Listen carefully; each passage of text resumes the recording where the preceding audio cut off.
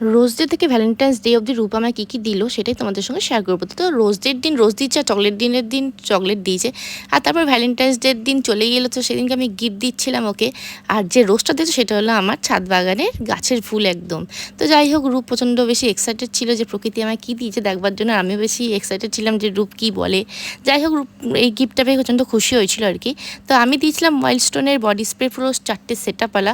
তো এইটা মানে খুবই ওর এসেন্সিয়ালি দরকারও ছিল, আর এগুলো 4টি খুব সুন্দর ছিল আর খুব সুন্দর স্মেল ছিল এগুলোর। তো যাই হোক, তারপর রূপ আমাকে দিয়ে দিল একটা গিফট। তো এই গিফটটা পেয়ে আমি খুব খুশি হয়েছিলাম অবভিয়াসলি। তো আমাকে দিল সিরাম আর একটা ভিওয়াস, যেটা আমার খুব এসেন্সিয়াল আর কি দরকার ছিল, আর প্রত্যেকটা মেয়ের ক্ষেত্রে এটা খুবই দরকার থাকে।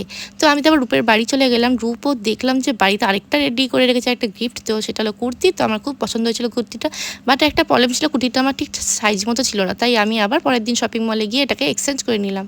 তো দেখো কেমন লাগছে। তো চলো টাটা।